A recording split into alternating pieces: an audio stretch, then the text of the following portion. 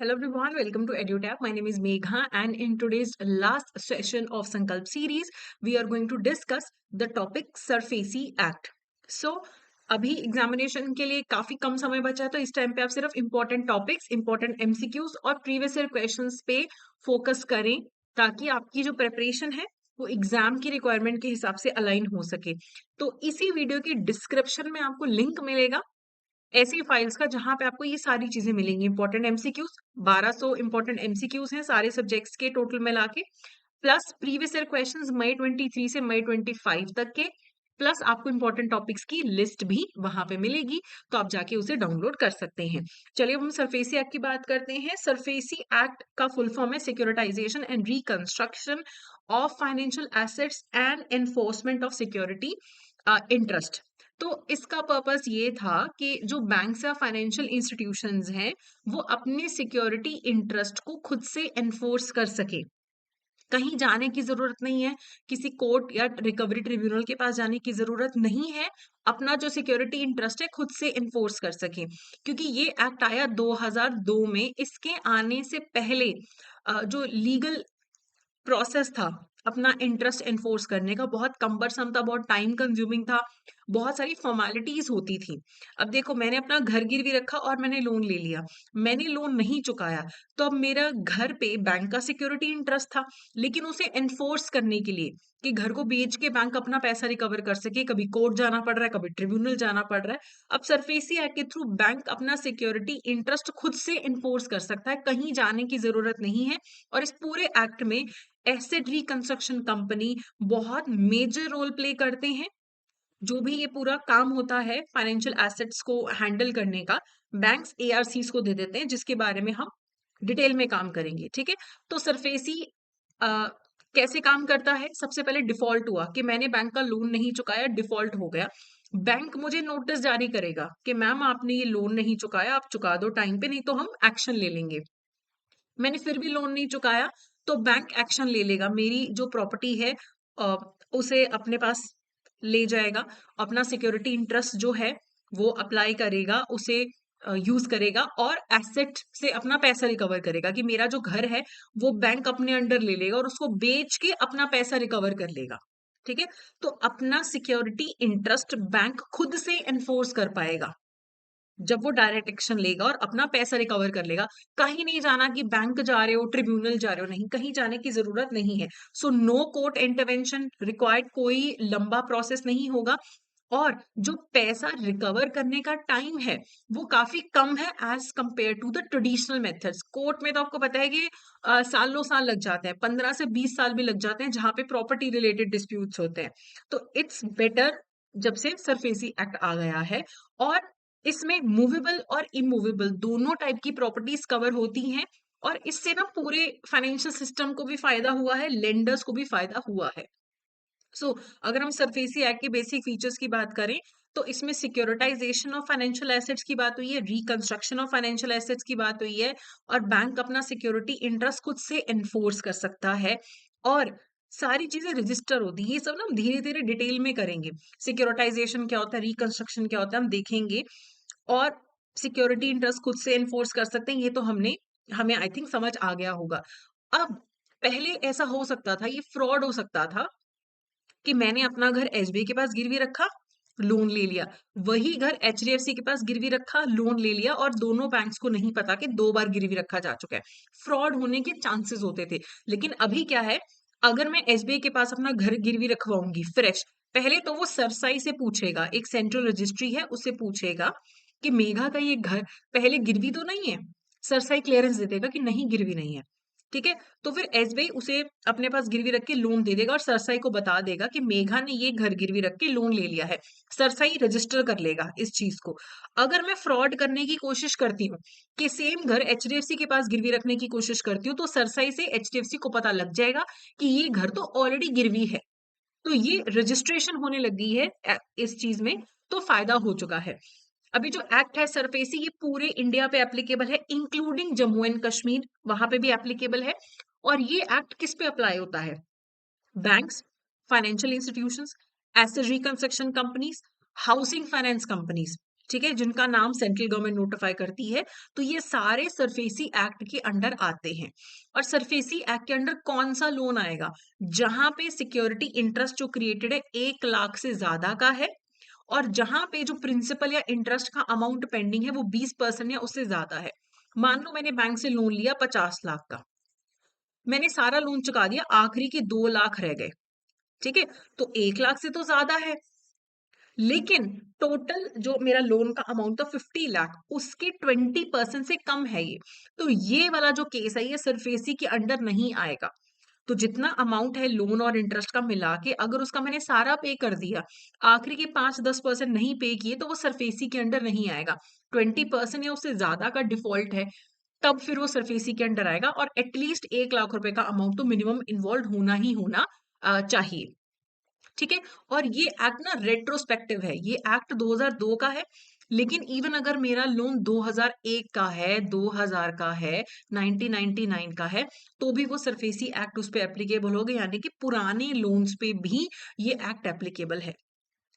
ठीक है, तो यहाँ पे जब भी मुझे लोन लेना होता है, मैं अपने कोई घर मान लो गिरवी रख रही हूँ, तो मेरे घर पे बैंक का सिक्योरिटी इंटरेस्ट क्रिएट हो गया। तो वो सिक्योरिटी इंटरेस्ट अगर बैंक को इन्फोर्स करना पड़ता है डिफॉल्ट के केस में, तो किसी के इन्वॉल्वमेंट की जरूरत नहीं है, उसके सारे प्रोविजंस जो हैं सरफेसी एक्ट में दिए गए हैं। और सरफेसी एक्ट के अंडर जो क्रेडिटर्स का क्लेम है उसे प्रायोरिटी मिलती है।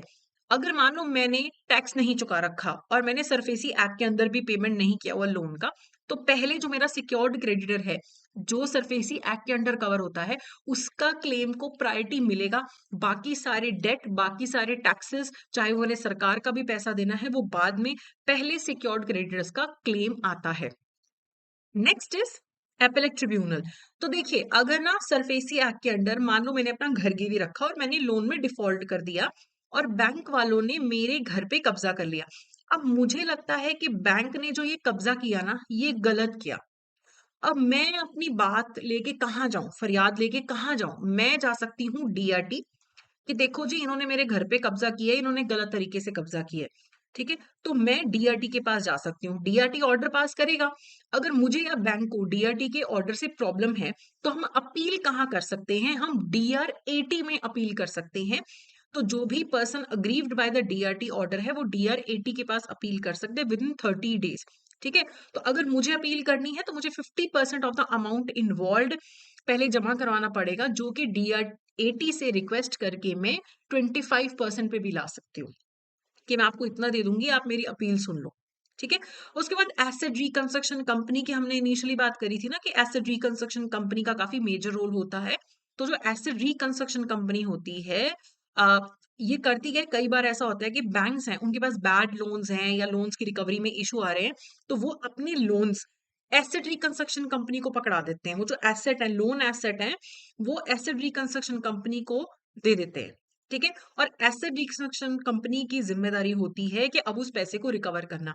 तो एसेट रिकंस्ट्रक्शन एक ऐसा प्रोसेस है जहां पे एसेट रिकंस्ट्रक्शन कंपनी आपके लोन्स या एडवांसेस को बैंक से एक्वायर कर लेगा। ठीक है, और उनको रिकवर करने में हेल्प करता है। और जो एआरसी है, जो ये काम करती है, वो रजिस्टर्ड होनी चाहिए। ठीक है, और उनके पास सर्टिफिकेट होना चाहिए ऐसी एक्टिविटीज को कैरी आउट करने का। ओके, उसके बाद सरफेसी एक्ट के अंदर ऑब्लाइजर किसको बोलते हैं? The person who is liable to the originator, the party that creates the loan और एसेट। देखो, इसको सिंपल एग्जांपल से समझते हैं। मैंने एसबीआई से लोन लिया। ठीक है, तो ओरिजिनली मेरे को लोन किसने दिया है? एसबीआई ने। तो एसबीआई है ओरिजिनेटर, मैंने एसबीआई से लोन लिया, मैं ऑब्लाइजर हूं। ठीक है, जिसने लोन चुकाना है वो ऑब्लाइजर है। Refers to a person who is liable to the originator. ठीक है, ओरिजिनेटर कौन है? टिपिकली बैंक या फाइनेंशियल इंस्टीट्यूशन, जिसके ने ओरिजिनली लोन दिया होता है, और जो अपना लोन किसी एआरसी को ट्रांसफर कर देता है, कि भाई हमसे तो नहीं है वसूला जा रहा, तुम इसकी सिक्योरिटाइजेशन करो, एसेट रिकंस्ट्रक्शन करो, हमें हमारा पैसा वसूलने में हेल्प करो। तो मान लो एसबीआई ने वो लोन किसको दे दिया? एआरसी को दे दिया कि इसकी रिकवरी तुम करवाओ।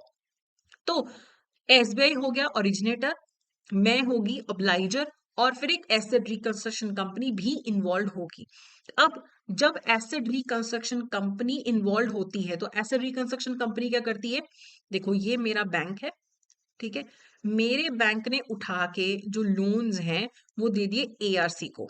एआरसी ने क्या किया, इनके अगेंस्ट जो लोन्स थे सिक्योरिटी रिसीट्स इशू करे। किसको? क्वालिफाइड बायर्स को। क्वालिफाइड बायर्स के लिए सिक्योरिटी रिसीट्स एक इन्वेस्टमेंट करने का जरिया है। ठीक है, तो अब क्वालिफाइड बायर्स ने सिक्योरिटी रिसीट्स परचेज कर दी, क्वालिफाइड बायर्स ने पैसा दिया।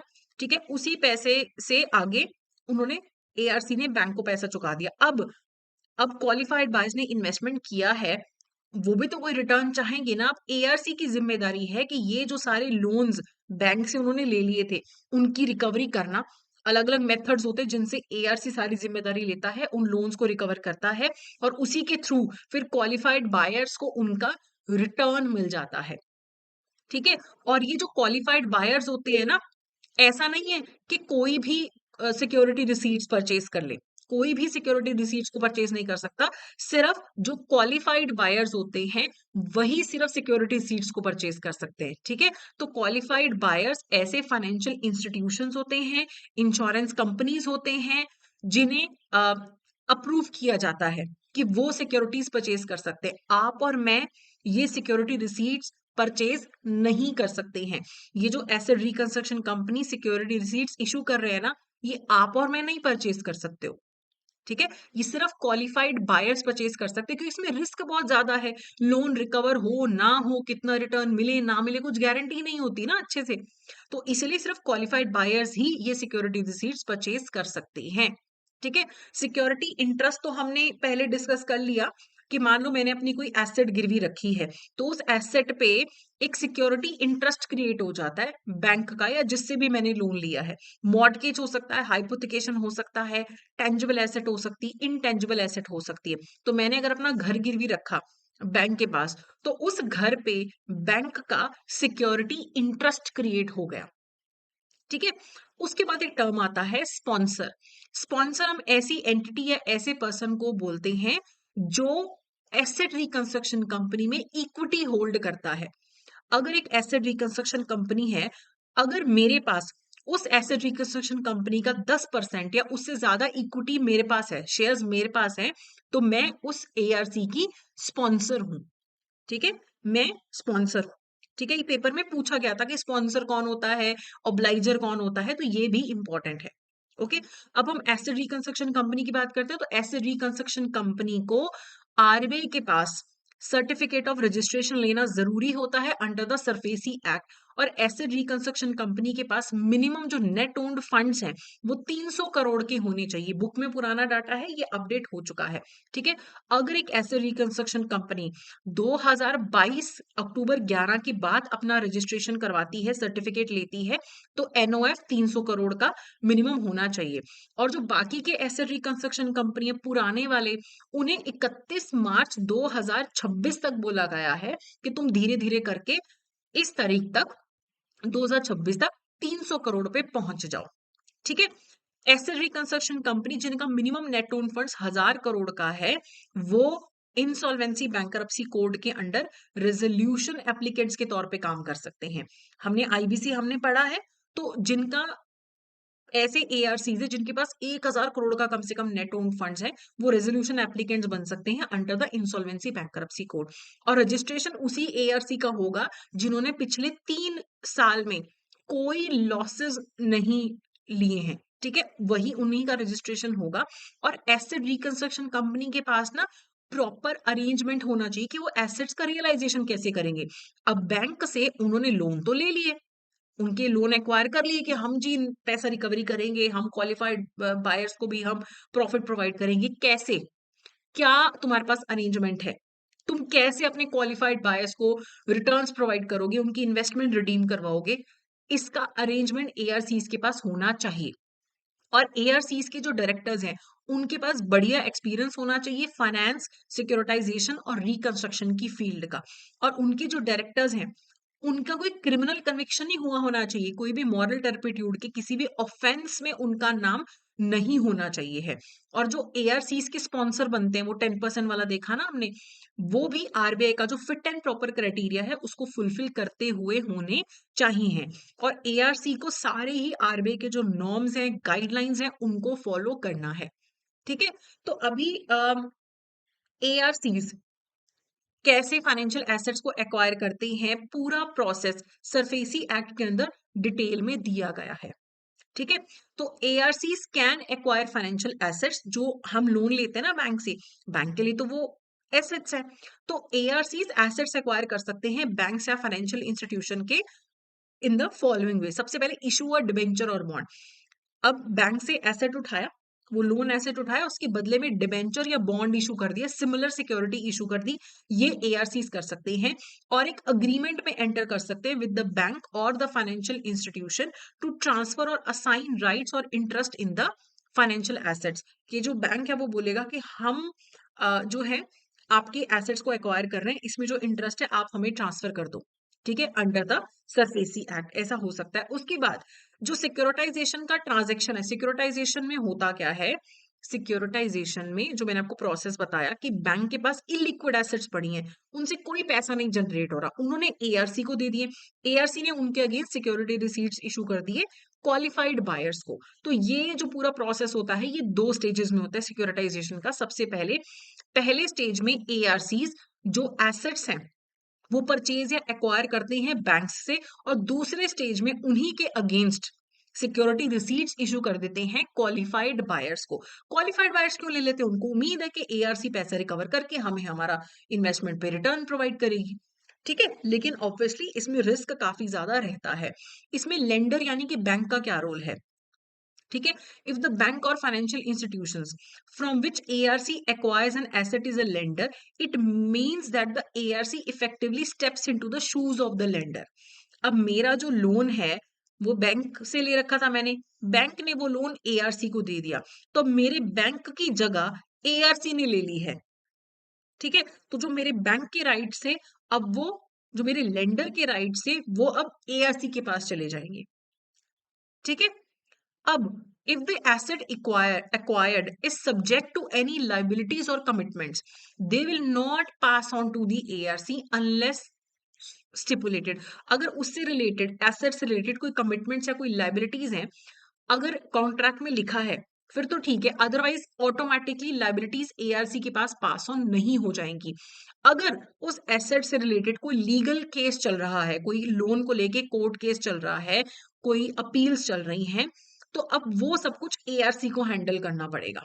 ठीक है, तो अभी जो भी लीगल राइट्स होंगे वो एआरसी के पास चले जाएंगे। ओके, उसके बाद डॉक्यूमेंट रिक्वायर्ड फॉर सिक्योरिटाइजेशन। सबसे पहले ऑफर डॉक्यूमेंट होता है जो कि एआरसी इशू करता है जब उन्हें सिक्योरिटी रिसीट्स इशू करनी होती है। Asset reconstruction company security receipts issue करते हैं, तो वो एक डॉक्यूमेंट पहले जारी करते हैं कि देखो हम ये सिक्योरिटी रिसीट्स बेच रहे हैं, ये हमारा ऑफरिंग है। वो डिबेंचर के फॉर्म में भी सिक्योरिटीज इशू कर सकते हैं कि भाई देखो हम, आप हमसे सिक्योरिटी रिसीट्स ले लो, हमसे डिबेंचर्स ले लो, उसके बदले में हमें पैसा दे दो, हम तुम्हें इतना इंटरेस्ट प्रोवाइड करेंगे, और जितना भी डिबेंचर पे इंटरेस्ट होगा वो कम से कम बैंक रेट के, जितना बैंक रेट है उसका 1.5% और मिला लो। अगर बैंक रेट 3% चल रहा है तो प्लस 1.5, तो कम से कम 4.5% का रिटर्न आपको देना पड़ेगा, मतलब बैंक रेट से 1.5% मिनिमम ज्यादा, और जो डिबेंचर का टाइम पीरियड है वो 6 साल से ज्यादा का नहीं होना चाहिए है। ठीक है, ज्यादातर जो ओरिजिनेटर होता है, जो ओरिजिनल बैंक है जिससे वो लोन्स एसेट रिकंस्ट्रक्शन कंपनी के पास गए हैं, उनका इन्वॉल्वमेंट रहता है। ठीक है, उनका इन्वॉल्वमेंट रहता है इस अग्रीमेंट के अंदर। एंड सिक्योरिटी रिसीट्स जो है अल्टीमेटली इन्वेस्टर्स को इशू कर दिए जाते हैं, जो सिक्योरिटी रिसीट्स परचेज करने में अपना इंटरेस्ट दिखाते हैं। ठीक है, अब जो ऑब्लाइजर है उसको नोटिस दिया जाता है जब एक एसेट रिकंस्ट्रक्शन कंपनी बैंक या फाइनेंशियल इंस्टीट्यूशन से उनका एसेट एक्वायर करती है, तो ऑब्लाइजर को ऑब्लाइजर को बताया जाता है अबाउट द एक्विजिशन। ऑब्लाइजर कौन होगा? मैं। बैंक कौन है? ओरिजिनेटर। मैं कौन हूं? ऑब्लाइजर। तो मुझे बताया जाएगा कि भाई आपका जो लोन है एसेट रिकंस्ट्रक्शन कंपनी के पास चला गया है। ठीक है, इंटरेस्ट अब एसेट रिकंस्ट्रक्शन कंपनी के पास चला गया है। ऑल्दो ये नोटिस कंपल्सरी नहीं है, लेकिन इसका फायदा ये होता है कि अब मुझे पता है कि मेरे लोन की जिम्मेदारी एआरसी की है, तो मुझे लोन का पेमेंट करना है तो मैं सीधा एआरसी को कर दूं। ठीक है, इवन अगर मुझे नहीं भी पता, मैंने तो बैंक को ही लोन चुका दिया, तो बैंक की जिम्मेदारी है वो पैसा एसेट रिकंस्ट्रक्शन कंपनी को देना। ठीक है, हैंड ओवर करना to the asset reconstruction company. अब जब एक एआरसी सिक्योरिटी रिसीट्स इशू करता है, वो सिर्फ क्वालिफाइड बायर्स को इशू कर सकता है, या आरबीआई जिनको अलाउ करे उनको, इंडिविजुअल्स को बिल्कुल भी अलाउड नहीं है एसेट रिकंस्ट्रक्शन कंपनी के द्वारा इशूड सिक्योरिटी रिसीट्स में इन्वेस्टमेंट करना, because the amount and level of risk is very high. ठीक है। अब मान लो एक एसेट रिकंस्ट्रक्शन कंपनी ने दो अलग अलग सिक्योरिटी रिसीट्स इशू किए हैं, ये अलग लोन्स की हैं, ये अलग लोन्स की हैं, तो दोनों के लिए अलग अलग स्कीम्स बनानी पड़ेगी, दोनों के लिए अलग अलग अकाउंट्स मेंटेन करने पड़ेंगे कि कैसे इनसे पैसा रिकवर करना है, अलग अलग बनाना पड़ेगा। ठीक है, उनको अलग अलग होल्ड करके रखना है। ठीक है, अगर मान लो if there is no realisation, qualified buyers holding at least 75% of the total value of security receipts can call a meeting to decide the future course of action regarding the redemption and disposal of assets. अब देखो, जिम्मेदारी है asset reconstruction company के पैसा अगर उन्होंने उठाया है मार्केट से, क्वालिफाइड बायर से, रिटर्न भी तो प्रोवाइड करना है ना। लेकिन अगर वो रिटर्न प्रोवाइड करने में फेल हो जाते हैं तो 75% ऑफ द क्वालिफाइड बायर्स मिलके मीटिंग करके डिसाइड कर सकते हैं कि आगे क्या करना है, हम कैसे पैसा रिकवर कर सकते हैं। ठीक है, एआरसी जो हैं अलग अलग स्कीम्स क्रिएट करते हैं, अलग अलग टाइप के उनके लिए जो सिक्योरिटी रिसीट्स हैं। ट्रस्ट भी सेटअप किए जाते हैं for the purpose of managing these funds. In case of liquidation the funds raised under each scheme are protected and will be handled separately for each schemes beneficiaries.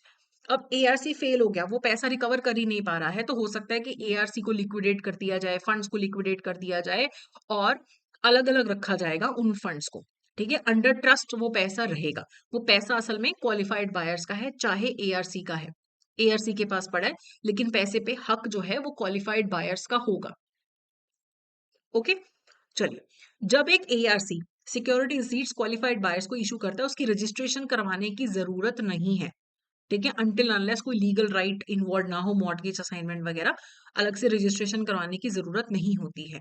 अब ये तो main काम है securitisation वाला ARCs का। इसके अलावा वो बैंक्स या फाइनेंशियल इंस्टीट्यूशंस के एजेंट्स के तौर पे भी काम कर सकते हैं, उनकी एसेट्स को भी मैनेज कर सकते हैं। कोर्ट या ट्रिब्यूनल उनको रिसीवर के तौर पे भी अपॉइंट कर सकता है अगर आरबीआई अलाउ करे। ठीक है, अगर मान लो asset reconstruction company, bank, financial institution के बीच में कोई झगड़ा हो जाता है रिगार्डिंग सिक्योरिटाइजेशन रिकंस्ट्रक्शन, तो उसका जो समाधान होगा वो कंसिलिएशन या आर्बिट्रेशन के थ्रू होगा under the arbitration and conciliation act 1996। ठीक है, एक और चीज है national asset reconstruction company limited, ये एक स्ट्रैटेजिक इनिशिएटिव के तौर पे इसे सेटअप किया गया था कि जहां पे भी स्ट्रेस्ड एसेट्स का लेगेसी है उसे हमें रिजॉल्व करना है। कि इंडिया में बहुत बार हमें एनपीए स्ट्रेस एसेट्स के इशू को झेलना पड़ा है, उसे रिजॉल्व करने के लिए, फाइनेंशियल सिस्टम को इम्प्रूव करने के लिए NARCL को बनाया गया था, ताकि ये डिस्ट्रेस एसेट्स को एक्वायर करेगा बैंक या फाइनेंशियल इंस्टीट्यूशन से, और फिर उनमें पैसा रिकवरी करने में हेल्प करेगा। ठीक है, रेजोल्यूशन प्रोवाइड करेगा। उसके बाद है, अब एसेट रिकंस्ट्रक्शन कंपनी कर क्या सकती है, मेजर्स क्या ले सकती है। ठीक हो, जो पावर्स प्रोवाइडेड है under the SARFAESI act for asset reconstruction company do not override other existing loss. तो सरफेसी एक्ट के अंडर जो रास्ता एआरसी यूज करता है एसेट रिकंस्ट्रक्शन के लिए, वो दूसरे एक्ट्स को कभी भी ओवरराइड नहीं करेगा, उनके ऊपर नहीं रहेगा। ठीक है, तो बाकी एक्ट्स के प्रोविजन को देखते ही एआरसी को काम करना चाहिए, कुछ भी ऐसा नहीं करना है जो दूसरे एक्ट्स के खिलाफ हो, दूसरे एक्ट साथ मिलके करना है। तो ऐसे रिकंस्ट्रक्शन कंपनी क्या कर सकती है, एआरसीज को अलाउड है कि सब्जेक्ट टू आरबीआई गाइडलाइंस वो कुछ चीजें ले कर सकते हैं। अब मान लो जियो कंपनी ने लोन लिया एसबीआई से, उसको नहीं चुकाया है ना, अब एसबीआई ने ये लोन एआरसी को दे दिया। अब एआरसी क्या कर सकता है, जियो का मैनेजमेंट चेंज कर सकता है, टेक ओवर कर सकता है। ठीक है, if it has been classified as NPA but still operational, की कंपनी ऑपरेशनल है, लोन एनपीए हो गए, तो उसका मैनेजमेंट टेक ओवर किया जा सकता है। ठीक है, लेकिन हाँ, हमें ये भी होना चाहिए ना, हमें ये प्रूव करना पड़ेगा कि हम आपकी मैनेजमेंट इसलिए टेक ओवर कर रहे हैं क्योंकि आपका लोन का डिफॉल्ट आपका लैक ऑफ एक्सपर्टीज या आपके लैक ऑफ मैनेजमेंट की वजह से हुआ है। ठीक है, तो इवन अगर अभी कंपनी ने डिफॉल्ट नहीं भी किया तो भी मैनेजमेंट को टेक ओवर किया जा सकता है। लेकिन एक बार जब पूरा पैसा मान लो जियो कंपनी ने चुका दिया, तो फिर मैनेजमेंट वापस जियो कंपनी के जो पुराने लोग थे उनको वापस दे दी जाएगी। इवन अगर एआरसी चाहे तो part of the business sale भी कर सकता है, लीज भी कर सकता है पैसा रिकवर करने के लिए। जो डेट पेमेंट्स हैं उनको रीशेड्यूल भी किया जा सकता है। ठीक है, एआरसीज के पास एक बोर्ड अप्रूव्ड पॉलिसी होनी चाहिए कि जो डेट पेमेंट्स हैं उन्हें रीशेड्यूल कर दो, कि आप 8 साल की जगह 10 साल में हमें लोन चुका देना, रेट ऑफ इंटरेस्ट हम कम कर देते लेकिन आप हमें लोन चुका देना। ठीक है, तो अगर ऐसा कोई रेजोल्यूशन प्लान बनता है तो inter creditor agreement must also be signed to ensure cooperation between creditors in the debt restructuring process. उसके बाद enforcement of security interest, property को सीज किया जा सकता है। ठीक है, consent of secured creditors holding at least 60% of the amount outstanding from the borrower must be obtained. अगर एआरसी ये डिसाइड करता है कि इनकी प्रॉपर्टी को सीज करना है तो 60% ऑफ द क्रेडिटर्स अगर अग्री करते हैं तभी ये होना चाहिए है। ठीक है, और अगर उस प्रॉपर्टी को सेल करना है तो पब्लिक ऑक्शन के थ्रू सेल करना है, कि जियो के एसेट को सेल करके पैसा रिकवर करना है तो पब्लिक ऑक्शन के थ्रू हमें वो चीज करनी है। ठीक है, और एआरसी के पास प्रॉपर पॉलिसी होनी चाहिए कि क्या पैरामीटर्स होंगे, अ, जो सेटलमेंट करनी है ड्यूज का कैसे करना है, क्या प्रोसेस होगा, हर चीज का पॉलिसी होना चाहिए है। कब हम पोजेशन लेंगे प्रॉपर्टी का, कैसे रिकवरी करेंगे। कई बार क्या होता है कि डेट को ना शेयर्स में कन्वर्ट कर लिया जाता है, कि मान लो 100 करोड़ का लोन था जियो कंपनी ने जो एसबीआई को चुकाना था। ठीक है, अब लोन में डिफॉल्ट हो गया तो जियो ने 40 करोड़ तो चुका दिया, 60 करोड़ का बोला एआरसी को कि ऐसा करो तुम 60 करोड़ के ना डिबेंचर को इक्विटी में कन्वर्ट कर दो। तो ये भी हो सकता है, इस तरीके से भी लोन रिकवरीज हो सकती हैं।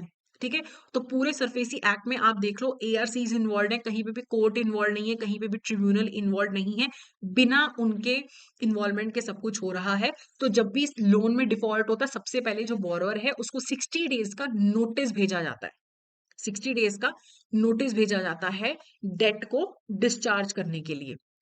ठीक है, अगर वो फिर भी नहीं करता तो फिर सरफेसी एक्ट के अंडर बैंक जो है वो एक्शन ले सकता है। ठीक है, उसके बाद जो नोटिस भेजा जाता है बोरोवर को उसमें लिखा जाता है कि भाई तुमने इतना अमाउंट देना था, ये तुमने एसेट गिरवी रखी हुई है और इतनी डेट को तुम्हारा लोन एनपी हो चुका है, और अभी जो तुम्हें अपनी प्रॉपर्टी जो तुमने गिरवी रखी है कहीं और नहीं ट्रांसफर कर सकते क्योंकि तुमने हमारे पास गिरवी रखी हुई है, तुम पे पेनल्टीज लग जाएंगी। ठीक है, अगर बोरोवर कोई ऑब्जेक्शन रेज करता है तो क्रेडिटर उसका पूरा जवाब देगा। ठीक है, कि तुम्हारी क्या ऑब्जेक्शन है, क्या इशू है, उसका जवाब दिया जाएगा। ठीक है, उसके बाद no further steps after payment if the borrower tenders the dues cost charges and expenses before any transfer has been initiated no further steps should be taken. हो सकता है कि कोई भी एक्शन अगर सरफेसी एक्ट के अंडर लिया गया है फाइनल बेचने वेचने से पहले कि प्रॉपर्टी एसबीआई ने अपने कब्जे में कर ली, लेकिन फिर भी अगर जो बोरोवर है अपना सारा लोन चुका देता है तो फिर ठीक है, कोई फर्दर फिर उसके अगेंस्ट एक्शन नहीं लिया जाता है। अगर वो नहीं चुका पाता लोन तो ऑब्वियसली उसकी प्रॉपर्टी को सेल किया जाएगा।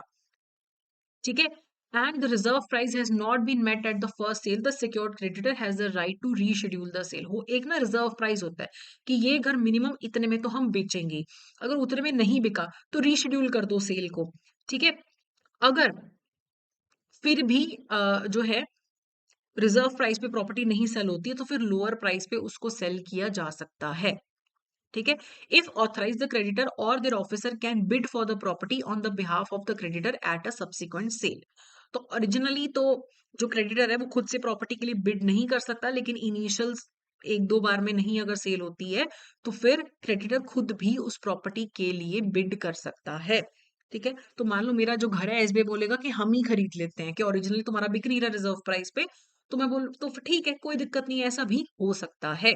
अगर मल्टीपल सिक्योर्ड क्रेडिटर्स इन्वॉल्व हैं, ठीक है, कोई भी सिक्योर्ड क्रेडिटर कोई भी राइट एक्सरसाइज नहीं कर सकता जब तक कि 60% क्रेडिटर्स अग्री ना करें कि एक ही पर्सन ने मल्टीपल क्रेडिटर से लोन लिया हुआ है। ठीक है, या दो चार क्रेडिटर्स ने मिलके लोन दिया था, तो 60% जब अग्री करते तभी कोई एक्शन लिया जा सकता है। 60% अग्री करते हैं तो सबको मानना पड़ता है। ओके, उसके बाद जब प्रॉपर्टी बिकेगी, मैंने लोन नहीं चुकाया, प्रॉपर्टी बिक गई, तो जो पैसा आएगा सबसे पहले उस पैसे में से जो भी उस प्रॉपर्टी को बचा के प्रिजर्व प्रोटेक्ट करने का जो खर्चा था वो रिकवर किया जाएगा।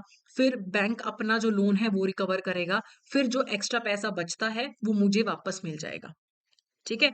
अगर बोरोअर एक कंपनी है और उसका वाइंडिंग अप प्रोसेस चल रहा है, the dues payable to workman will have a pari passu charge with the dues of the secured creditor. मान लो जियो कंपनी जो है उसने लोन नहीं चुकाया, तो जियो कंपनी का दिवालिया निकल गया, तो जियो कंपनी को बेच के जो पैसा होगा, तो सिक्योर्ड क्रेडिटर और जो वर्कमैन होते हैं उस कंपनी के, उनका क्लेम बराबर माना जाता है अंडर द कंपनीज एक्ट।